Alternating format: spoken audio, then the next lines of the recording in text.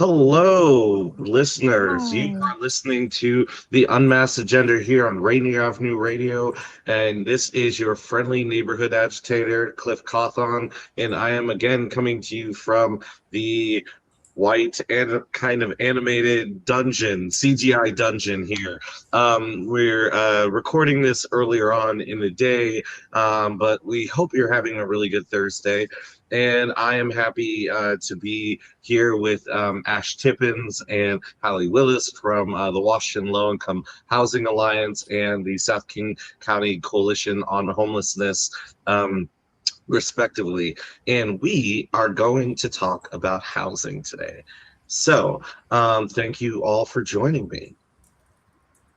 Thanks for Thank having you. us. Yeah. And just to clarify, we're the Seattle King County Coalition on Homelessness. So we span That city and county. did Wait, what did I say? I think you said South King County Coalition on Homelessness. Oh my goodness, that was either a really bad Freudian slip or it was I don't know, maybe it was a shout out to the need to do countywide stuff. Let's just say it was the latter. Let's just say Yes, it's the latter. absolutely. I'm getting old, y'all. Hold on, let me take a sip from my big dumb cup. Mm, it just says Shout out water in it. South Don't King worry, County. folks. But and I'm sure you guys know of the SNL skit Big Dumb Cup. I'm sorry, I'm a huge fan. But so let's talk a little bit about yeah, so there's been a lot of drama around the King County Regional Homelessness Authority. So last month, a major audit cited that the King County Regional Homeless Authority, or KCRA if you're fun, had roughly 13 million that couldn't be accounted for. And according to reports, the agency seems to be headed for paying for dissolution. A number of elected officials have called for dissolution or significant reform, and the public is starting to question our response to homelessness and really how we're tackling the housing crisis overall. So what do y'all make of this, and what do your organization see as an effective path forward? Maybe. So Ash, why don't we go you, and then Hallie, we'll have you chime in. Yeah, right off the bat, our org absolutely, like, this is an unacceptable sort of discrepancy, an unacceptable situation at a time when we are already so strapped for funds, and we are, having to gruelingly ask for funds every year over year for folks experiencing homelessness and for services that we know are evidence-based, proven strategies that can move us closer to ending homelessness. And so, to your latter point, this puts another negative spotlight on these sort of negative policy situations that exist around how do we deal with effectively in the policy world ending homelessness. And so I think that there is obviously a fluid situation at hand. We need more, there's more information that will come out, but, unequivocally, I know that we can say that it's unacceptable and that we need to pay more attention to what's going on, and that it needs to be addressed and dealt with effectively. And so, yeah, that's really where we are to kick off sort of the Mhm. answer. But definitely interested to see what Hallie has to say as well, as far as maybe next steps or something like that. Yeah. Absolutely. Thanks, Ash. I think, let me start by saying that the Coalition on Homelessness doesn't support the immediate dissolution of the KCRHA, as some elected officials have called for early on in this process. That kind of approach would throw our homelessness response system, so shelter, housing, and services that people rely on, into chaos during a period of already profound instability because of everything coming down from the federal government. So we really need to have a thoughtful approach that engages the right stakeholders to figure out where we go from here. Ultimately, elected officials in Seattle and King County will decide the future of the agency called the KCRHA. And our job as a coalition and our job as advocates is to lift up our priorities. So we want to make sure that housing, shelter, and services that people rely on have to continue uninterrupted no matter what. We need to have a plan also to fulfill federal grant requirements that KCRHA is currently managing and in charge of, so that we can continue to receive tens of millions of dollars in federal funds that pay for people's homes. And we need to use this as an opportunity to take a step towards something better. So, towards a better coordinated regional system, rather than simply just react and go back to the way things were before the KCRHA, with each jurisdiction going it alone. That's not going to be an easy answer for where we should go from here. And it's going to take really deep engagement, both with people experiencing homelessness and also with direct service providers to shape what comes next. So we're really advocating for a good process that keeps all those priorities in mind and not rushing into anything. In that case, I have a follow up for each of you. And Hallie, I think, with your follow up, I'm gonna kind of go in reverse with this because so with the points you raise, I think that maybe for both our viewers and also just so we can really dig into the position that the coalition has, which is make sure the process is a thorough one, make sure we're doing our due diligence, so the things that are already in motion that we can show are working or at least having a positive impact don't get dropped, right? So in that case, what are the leading causes of homelessness? Because I mean, if you ask anyone just randomly on the street about the homeless, I'm sure you've heard this before, that the kind of popular consensus is that, well, it's probably due to drugs or crime or, that they just made bad decisions in life. But yeah, I mean, is that true, or is there more that people should know?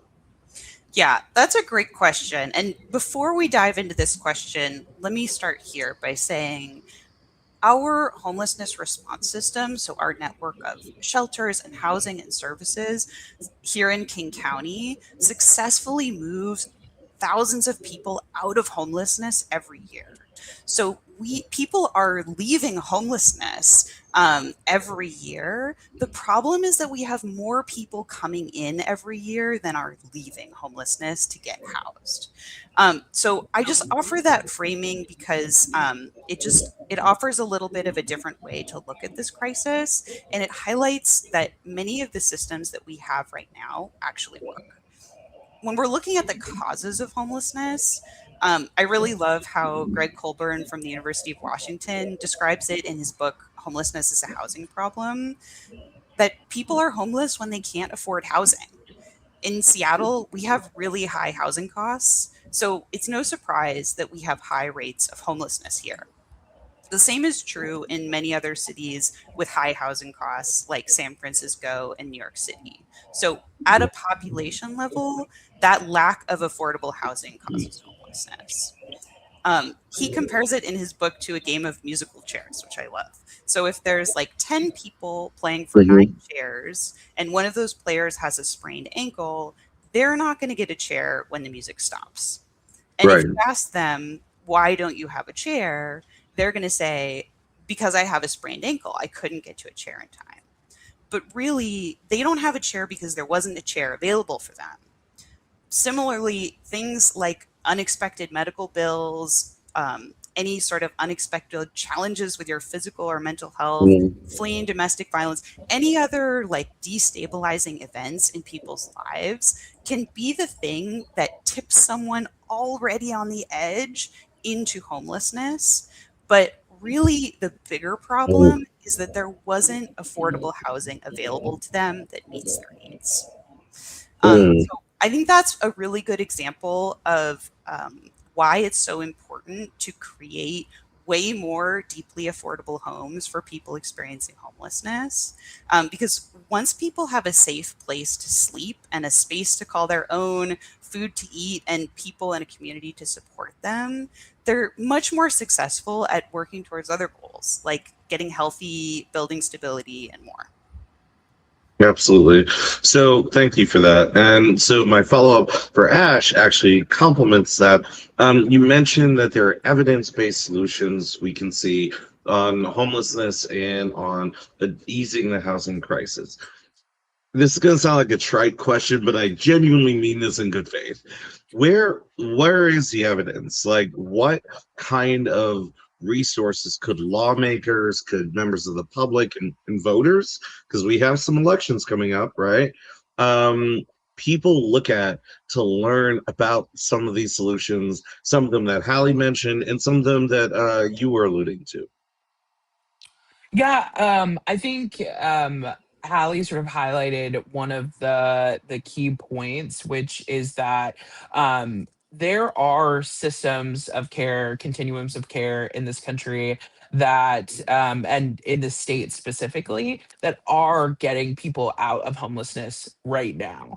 And so I think that I know I testified on this during session, and we got a lot of engagement on our post of the testimony that did say the same thing, that there are these evidence-based approaches to ending homelessness. Permanent supportive housing ends homelessness. For folks who need supports, but also just folks who need deeply affordable housing, right? Which is something that Washington State lacks at deep levels, is these deeply affordable housing.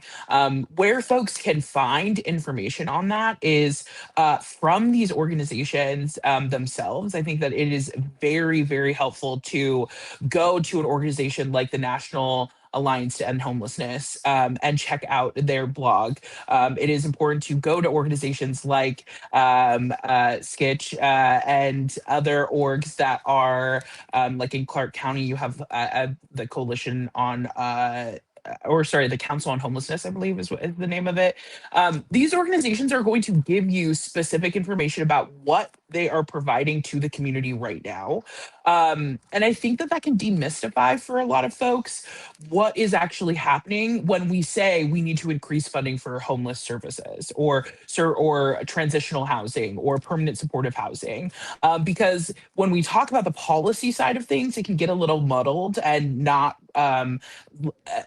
these are just basic, simple things. Talking to people, asking them what they need, finding services that exist in the system to help and support them, and assisting them through the process of applying for that, right? There isn't any, I think that people think that there's this big mystical thing that's going to end homelessness, and it's really just getting people into homes. That is, and we can do that. So I think that would be my sort of overall answer to where is the evidence. It is, there are people getting into homes right now that did not have homes before. That is ending homelessness. The idea that we Absolutely. cannot do that, I feel like, is simply a lack of our collective imagination, not any sort of hard limit on what reality can accomplish.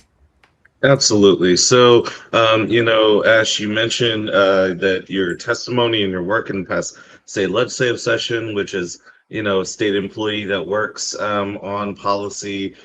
Kudos to you. That both of you. That's definitely a hard axe to grind. I'll say that. A number of bills were passed to address housing. One of which was HB 2266, and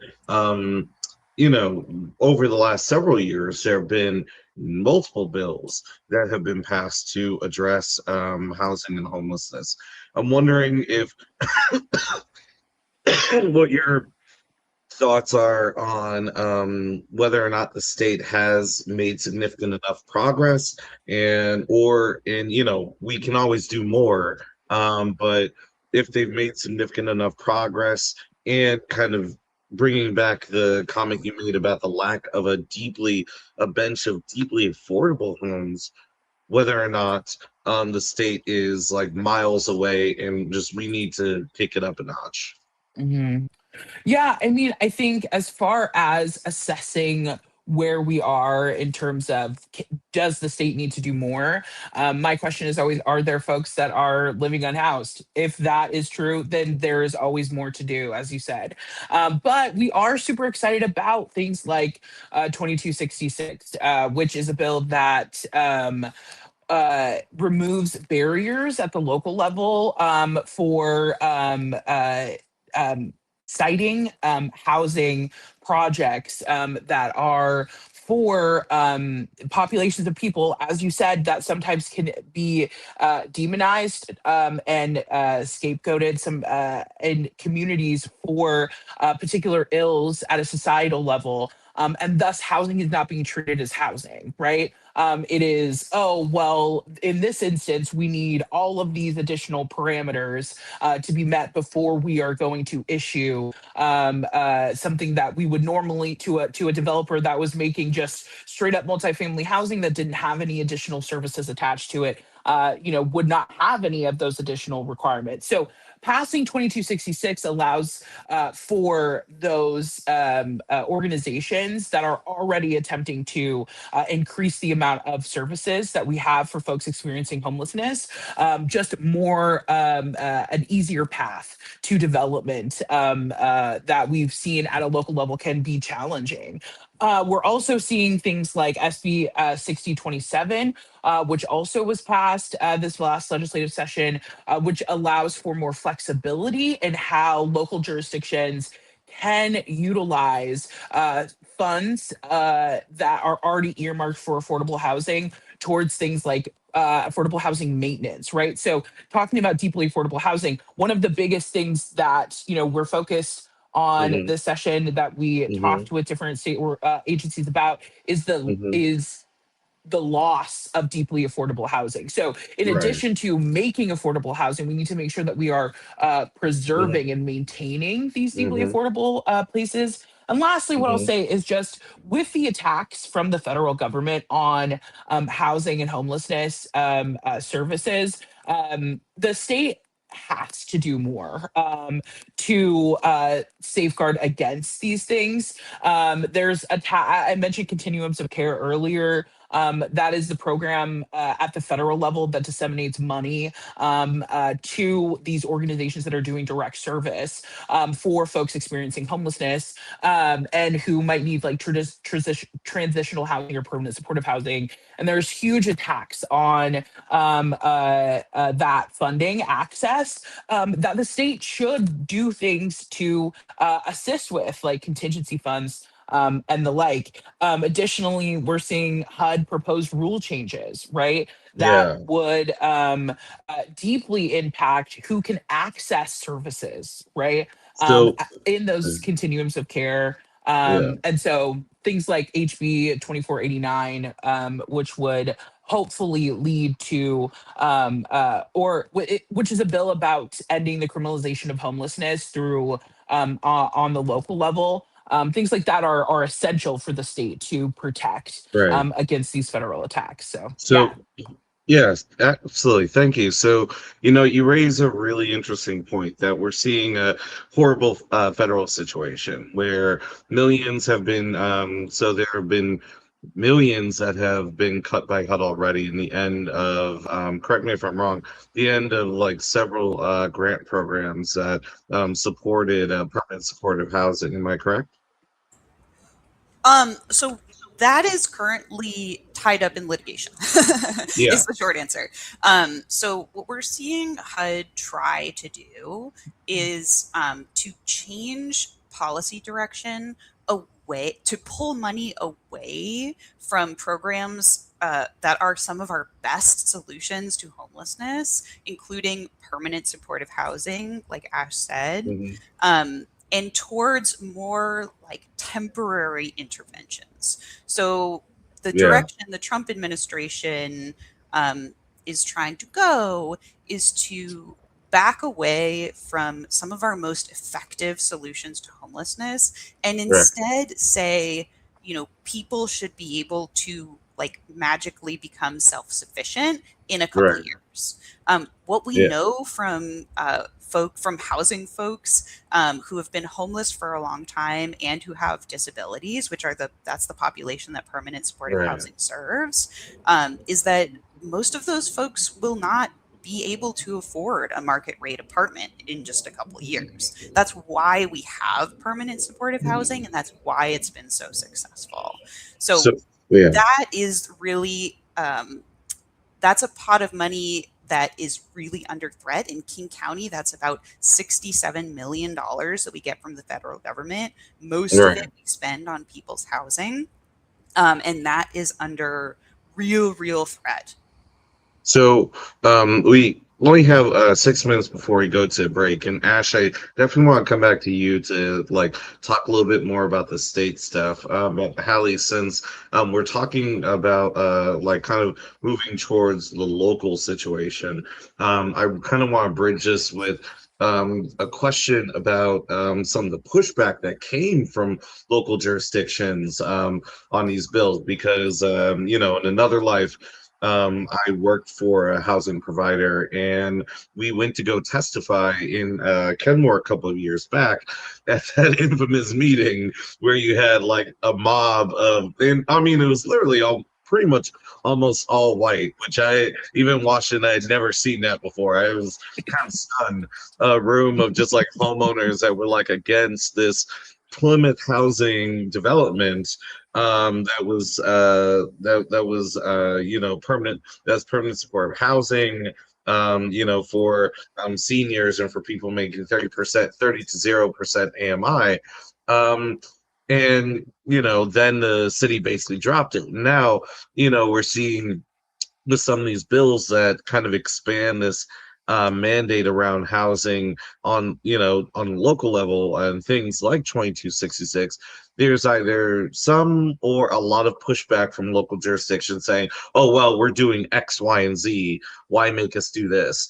But kind of taking them at their word, wouldn't like state action or kind of a mandate for action affirm them if they're already doing the things, Hallie? Or like where's this pushback coming from? Yeah, that's a great question. And before You we got dive four into minutes, that, by the way. Sorry, oh, before we have okay. to go to go ahead. Sorry.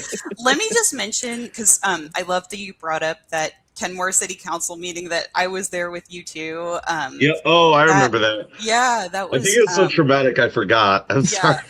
it was a rough night. Yeah. So that that process where the city was able to put in place all sorts of barriers in front of a fully funded permanent supportive housing project that would have housed 100 people leaving homelessness, and eventually that project didn't get built in Kenmore. um, that Yeah. is one of the situations that House Bill 2266 is designed to prevent. It says that housing is housing, and wherever you Hmm. allow people to live in an apartment, you need to allow people to live in an apartment, regardless if that apartment is called market rate or if it's called permanent supportive housing. It also prevents cities from putting heaps and heaps and heaps of restrictions on things like housing and on things like shelter. And we're already seeing this work. So, in the city of Seattle, just in the past couple weeks, House Bill 2266 really came to the forefront. We had a city council member introduce an amendment that would have banned large tiny home villages anywhere near a school or a playground or a large park or a daycare. That would have Oh, it would have banned those large tiny home villages from right. half of the city. Um, that amendment ultimately got pulled and never got a vote because it wasn't consistent with this House bill that the coalition and the Housing Alliance worked so hard in partnership with others to pass this last session. So we're already seeing this play out and be effective. As for like why do we get pushback from cities, I think cities and counties all have unique situations. Before this job I worked more in the local government space, and Mhm. they're interested in preserving their local control to be able to govern in a way that they see fit. um, Mm, Sometimes that is helpful, and sometimes we really need the state to set a statewide standard and protect people living in Washington state. Um, One place that we generally all agree is that we want to end homelessness. Most mhm, local government folks will tell you that. We just have different ideas about how to get there. So one thing that I really want to give some kudos to, we were able to work with the cities and the counties through the passage of House Bill 2266, through working on the shelter not handcuffs bill that Ash mentioned earlier, House Bill 2489 with Representative Nita Gregerson. And they, will often work with advocates in good faith, to bring concern, and we work together and we'll compromise to address those concerns where we can. So there is, even when we don't agree on the outcome, we're able to work with each other in good faith. absolutely. Absolutely. Right on. Cool. So, you did that with a minute to spare. Excellent. So, in that case, I am just going to pivot us towards our commercial break.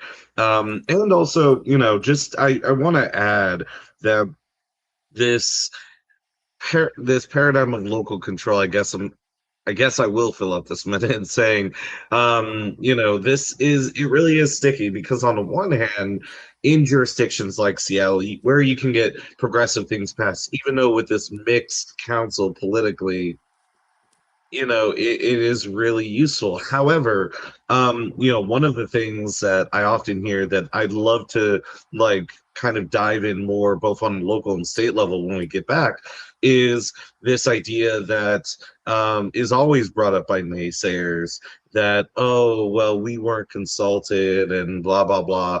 And I think this kind of line of argument, this no hear no evil, see no evil, like line of argument when it comes to housing and homelessness and the powers of local jurisdictions to be consulted and or the power or rather local jurisdictions being consulted and things like that. You know, to me, it can be really deceptive. It feels really deceptive and disingenuous. And I do want to kind of, from your perspective as advocates, when we get back, talk a little bit more about how you engage those opponents, so the viewers can get more of a image of like how the bread is really baked, in terms of these conversations, both on the local, state, and even county level. But if you are just tuning in, or if you've been tuning in right after the beginning of this show, you are listening to the Unmasked Agenda here on Rainier Avenue Radio. I am your friendly neighborhood agitator, Cliff Cawthon, and of course, the host. And I am happy to be here with Ash Tippins from the Washington Low Income Housing Alliance. And also, I am happy to be here with Hallie Willis from the Seattle King County Coalition on Homelessness, not just a song. Oh my goodness, forgive me for that, and forgive me for that flub in the beginning. But we will be right back. Okay, and we are back. And you are listening to the Unmasked Agenda here on Rainier Avenue Radio. Hope you've had a great commercial break. I am here with Ash Tippins from the Washington Low Income Housing Alliance, and of course, Hallie Willis from the Seattle King County Coalition on Homelessness. Anyway, Ash, why don't before the break I kind of broached the idea of how you guys work with stakeholders that might even be on the opposing side, and if you guys could just share a little bit more. And Ash, I was hoping you could go first. Yeah, and share a little bit about that process with us. Yeah, absolutely. I think, I also was going to mention that, while there are different policy issues that we work on throughout session, some of those policy issues we will be in alignment with different stakeholders, and some of them we will be, in a position, we'll have differences of opinion on the best way to move forward. And so I think that for us, using targeted universalism is a really important way that we find common ground with stakeholders and advocates who are in our camp for this particular whatever particular policy issue it might be. So for 2266, there were a ton of individual council members that testified in support of that bill and other bills that we had and we're supporting throughout session, as well as the counties were eventually got to neutral on 2266, which was due to a lot of our, working with conversations that we're having, understanding and meeting them, because there is going to be a situation where local autonomy, right, and local jurisdictions are going to be able to do things that the state level is not able to do. I mean, look at Spokane, which has been able to pass a lot of amazing tenant protections. There was just a local tenant protection that was passed that allowed, made sure that folks are able to have air conditioners, right, in their and cooling devices, products in their apartments and units when they're a tenant, because of how important that is, right? And so, what targeted universalism does is it focuses on the folks who are most vulnerable, the folks who are most affected by a particular, social problem or societal ill that we are attempting to address with the policy that we will forward. And then when we can target that particular, the most vulnerable population and legislate to that, to those folks, it universally is going to help everyone, right? I always say, like,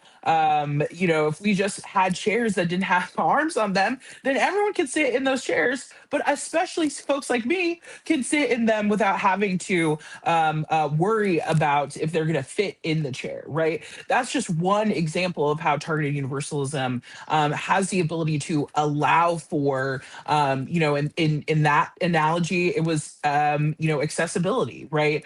We can make things accessible for everyone by making them accessible for the folks who are the most sort of in need of accessibility. And the same can be said about how we address policy. So it's a long-winded way of saying find your supporters and advocates when you can and work together when you can, so that when you are opposed, it's a little bit easier to have those conversations, where you might be able to start at a place where, oh, this organization or entity is starting con and they're testifying con, and at the end maybe they'll get to a neutral position, and so by working together when we can, and then having good faith conversations when we can't work together, we've seen a lot of success from doing it that way.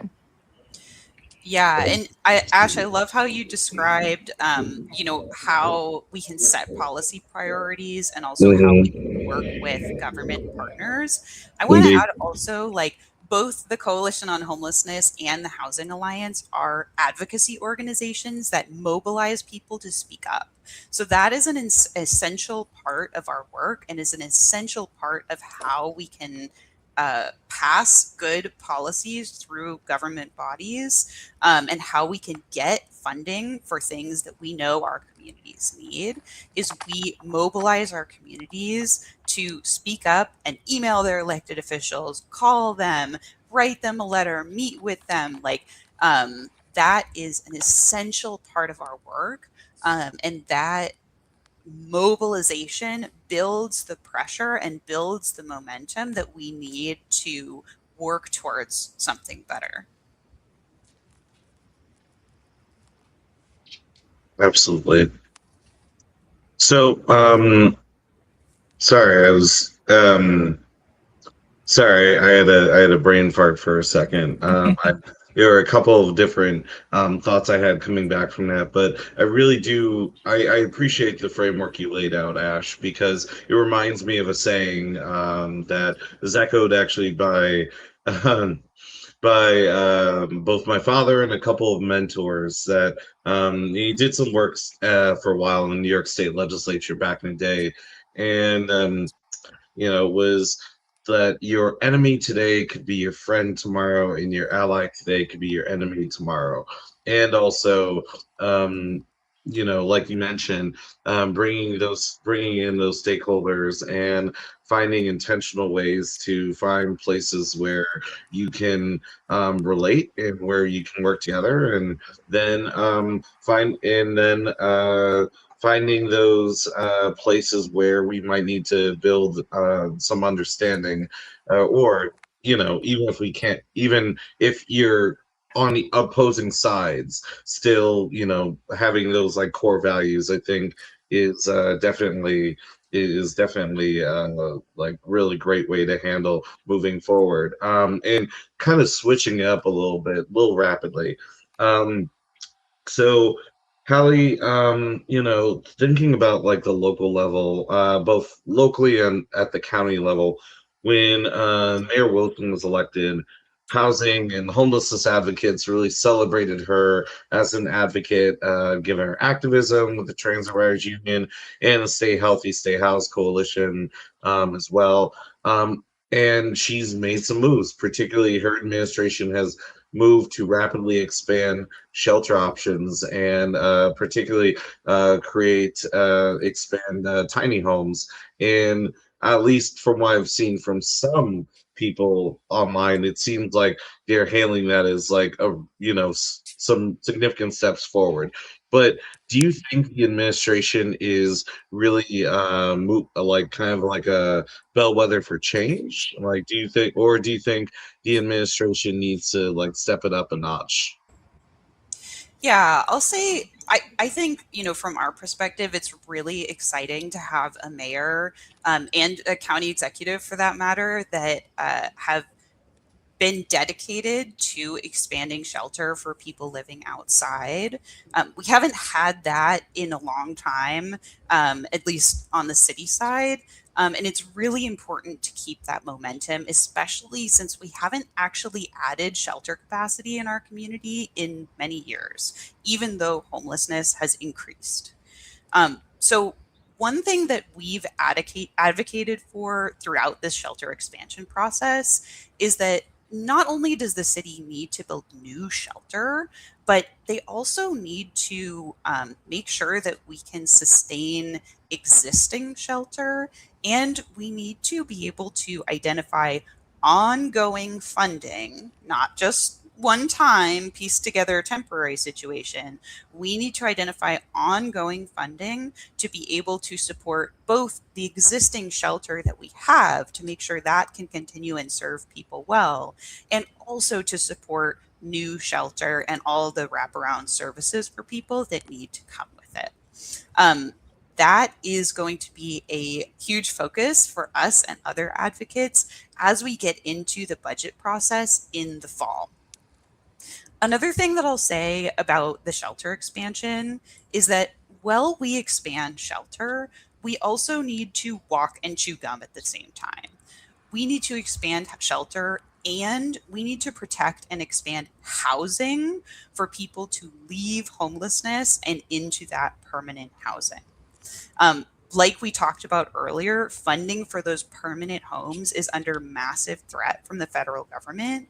And there's very little new permanent supportive housing in the pipeline for the next few years. So the city both needs to fund in an ongoing way that high quality shelter and services, and they need to make sure that nobody is going to lose their home due to federal cuts. So that's why we're advocating for, and we're successful with the leadership of Councilmember Rink and others last year in allocating city level funding to make sure that there was money set aside in case that federal funding went away.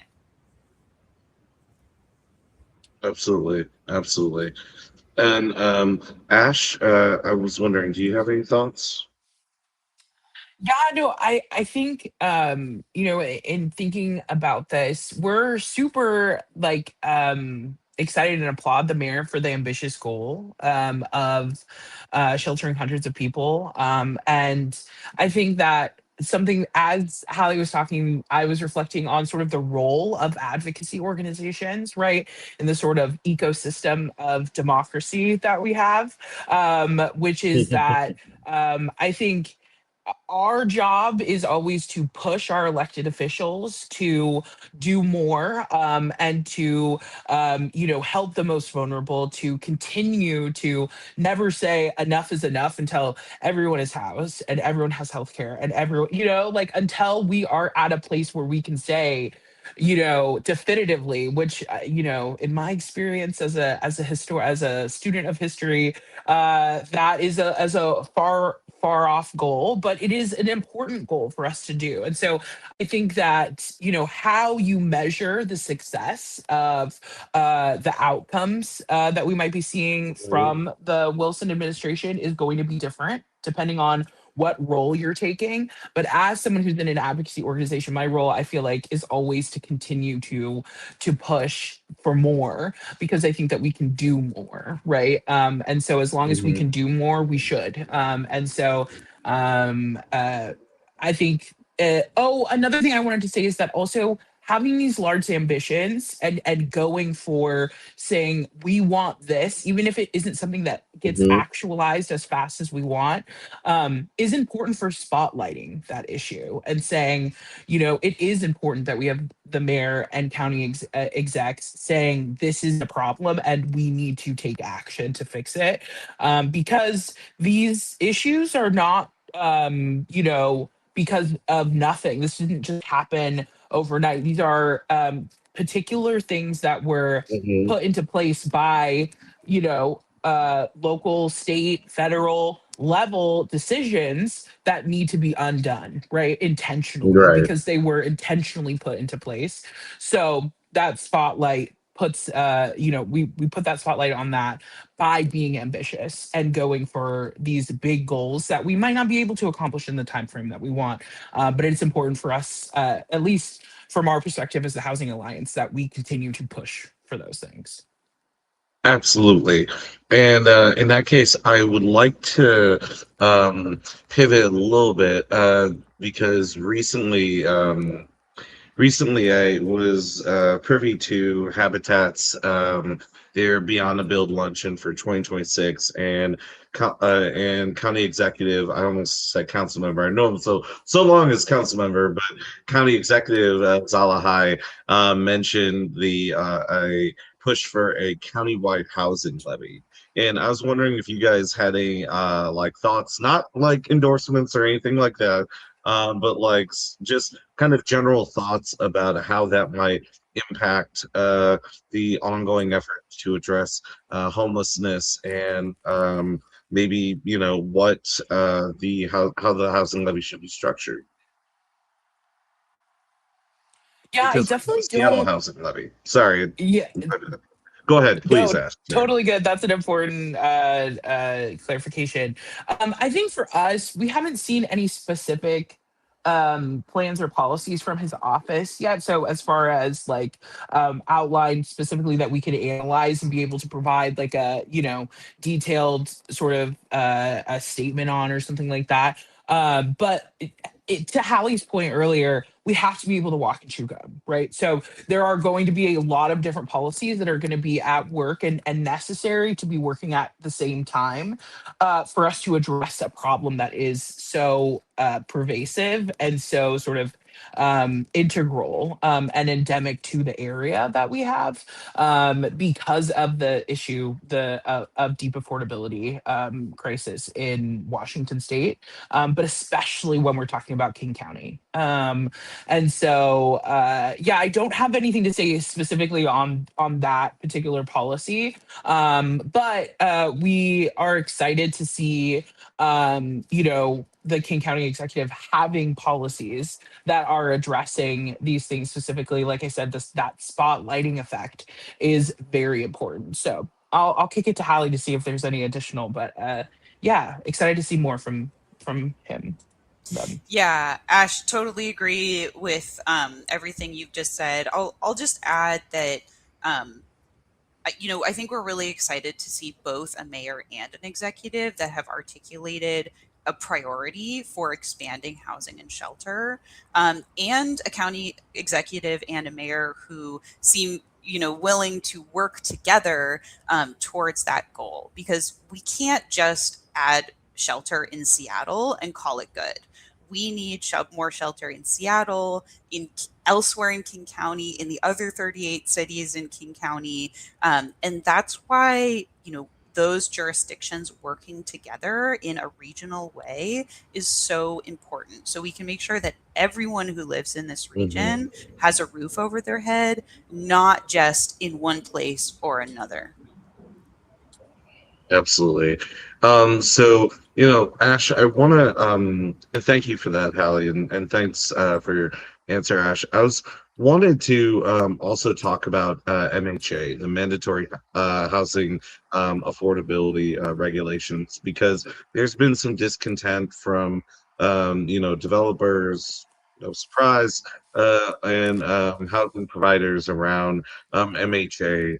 But there's been a lot of talk going on recently. Can you explain for our viewers like what's going on and if anything was gonna, if like what do you know about some of this kind of renewed talk about MHA?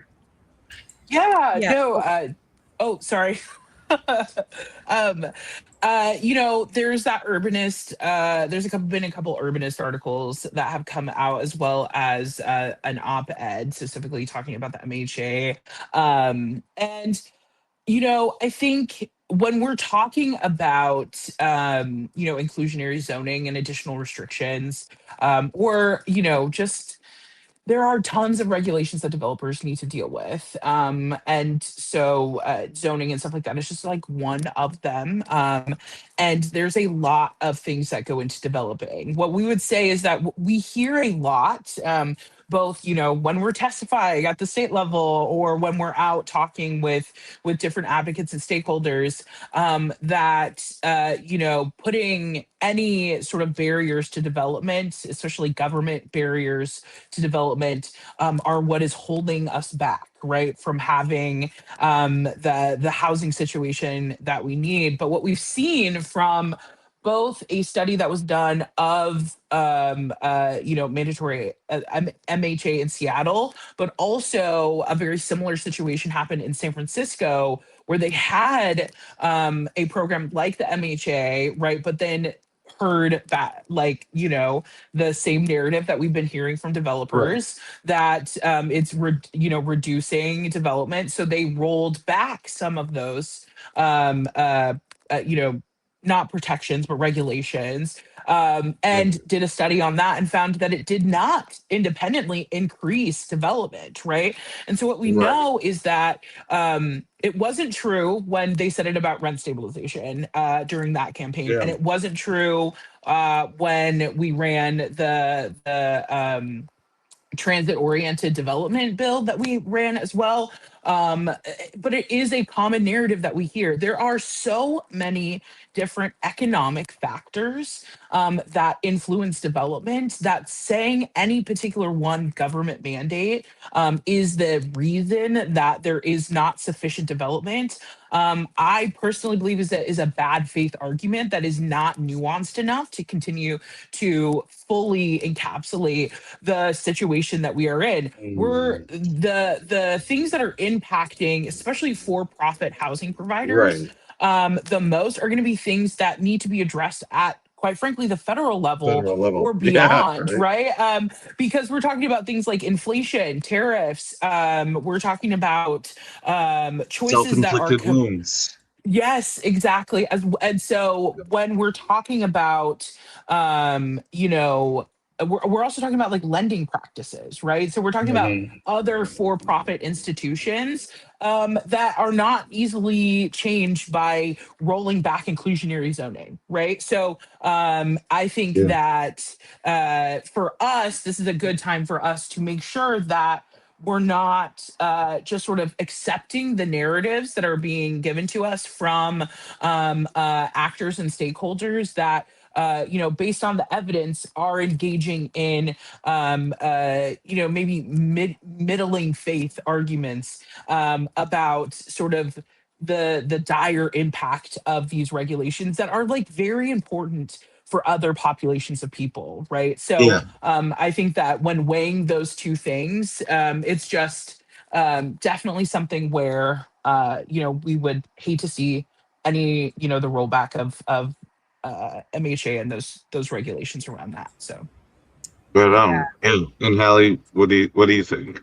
Yeah, Ash, I think you described it beautifully. And maybe just for folks who are not as in the weeds as the three of us, the mandatory housing affordability, or MHA, is a requirement where developers of new residential or commercial buildings have to either pay a fee towards affordable housing, or they have to make some of their apartments affordable. Since that policy started about 10 years ago, the huge majority, like 95% of Mm-hmm. developers, chose to pay the fee.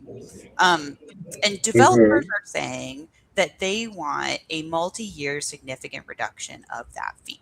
Um, Right. they say that, but for this fee, we could build more housing. And by the way, we're talking about market rate housing. We're not talking about like Yeah. building affordable housing here because everyone's opting for the fee. Um, but as Ash pointed out, like we have that Burke consulting report that was commissioned by the city of Seattle. We have this example from San Mm-hmm. Francisco that both suggest that that's not likely to be true. So we really shouldn't be giving away money to developers. And the MHA fee is expected to bring in somewhere between 10 million and $20 million next year to support affordable housing. So when we're in a budget deficit, as we are in the city of Mm-hmm. Seattle, we shouldn't be giving away that money when we have no real evidence to support that it would actually cause more affordable housing to be built. Um, If what if we you should correct do, me if oh sorry, yeah. go on. Oh, I was going to say just, what Yeah. we would recommend the mayor's office do instead is to Mm-hmm. bring people together who Mm-hmm. have the expertise, including affordable housing providers and others, Yeah. to help shape, more robust policy around building the affordable homes that we need. Because we know that's a huge priority for her. And we think that, we have a huge opportunity here to work together and put some Yeah. real policies in place that will expand affordable housing rather Right. than just simply, rolling back this fee without any guarantee. In fact, correct me if I'm wrong, but if we were to effectively give away this money by rolling back a fee, then we would hurt the different providers, like affordable housing providers' ability to build units because Hmm. Like MHA, those fees, just for our viewers' knowledge, that they go to the Office of Housing. And the Office of Housing, they administer programs that provide affordable housing developers, not just with affordable land in order to build affordable housing, but also grant programs to subsidize so to subsidize units to support the new construction of homes, as well as other programs to support and nurture the building of affordable housing. So, yeah, again, correct me if I'm wrong, but it would actually be shooting ourselves in the foot simply because the narrative is if you actually, now I think about it, it's a very like very free market fundamentals, very libertarian narrative, right? It's like, oh, if only we had a vacation from all these darn fees, we could, make the kind of money we want by doing this, right? yeah, I think Yeah. it's. Oh, Go ahead, sorry, that Ash. was a follow up for Hallie. No, you go. Yeah, You go. yeah, Okay. go for it. Yeah, no, I think that's right. And, one huge question that I have is like, if we're giving away between 10 and $20 million during a budget deficit, like, where is that money going to come from? Like, Right, we should not take money away from other affordable housing or other shelter or other human services projects to pay for that. So, where is that money going to come from if it's not coming in from the mandatory right, housing affordability program? right. So, in that case, just we only have a couple of minutes left, but just to close us out, and we'll start with Ash and Hallie. So just try to keep the responses short. But um, are there any measures that the city or the county or the state could do to mitigate a lot of these attacks from the federal level, either in terms of policy changes um, or the withdrawal of funding that we've seen? And Ash, why don't you go first, and then Hallie? Yeah, absolutely. I mean, I think that my first place goes to, having measures in place that are protective for communities most affected and being targeted by the Trump administration. It's going to be our immigrant communities. That's going to be LGBTQ plus folks. That is going to be folks that are also targeted for changes away from housing first, right? And moving towards a more carceral system. Having having a state government that is focused on mitigating the negative ramifications and impacts that are inevitably going to hit the state from some of these changes, is essential. We've seen a bit of Mhm. contingency planning at the state level. And so we're extremely happy, especially dealing with the state budget and the deficit that we had this year. We were happy to see that, but we need to make sure that we increase and not abandon investments in affordable housing as well as services for folks experiencing homelessness and really focusing in. I mean, looking at HUD's proposed rule change when we're talking about the equal access rule. For folks, I don't have time to go into that, but for folks who are interested, definitely look that up if you have time. Submit your comments on that. But those communities are going to be the most affected, and Right. really using that targeted universalism to protect those who are going to be harmed the most, I think is paramount in this Absolutely. environment at the state level. Yeah. Absolutely. Thank you for that. So Hallie, you have some closing words? Definitely. Um, I think, Ash really hit it on the head with the need to protect communities that are being targeted by the Trump administration, as well as the need to create contingency funds for federal housing dollars that are under threat. Representative Nicole Macri last year was instrumental in helping the state set aside some funding for that purpose. And we're going to need to do that again next year. I think I also want to mention, we've talked a lot about housing, but people experiencing homelessness also rely on other programs like SNAP and Medicaid, where a bunch of people are going to be losing access to those benefits because of changes from the Trump administration. So that's another really important place for the state to step in as well and make sure that folks can maintain their access to food and to medical care and their other basic needs. And if I can make a little plug just as we end, would definitely invite folks to get involved with the Coalition on Homelessness, get involved with the Housing Alliance. As I said, the biggest part of our jobs is to mobilize people to speak up. Hmm. So for us, the best way is to go to our website. That's homelessinfo.org. And to sign Okay. up for our action alert emails. That's the best way that we keep in touch with So people. homelessinfo.org. Yep, homelessinfo.org. And then I'll pass it to Mm-hmm. Ash to plug yours as well. Thanks so much. Our website currently is WLIHA. So that is Washington Low Income Housing Alliance.org. And so when you see this, when this comes out, you can also sign up for our action alerts, which, is written in part by yours truly. So if you loved hearing what I have to say verbally, have it in your inbox and sign up for our action There you go. alerts. I like that. I like that. Dig it. All right. Well, thank you, Ash and Hallie, for coming on the show.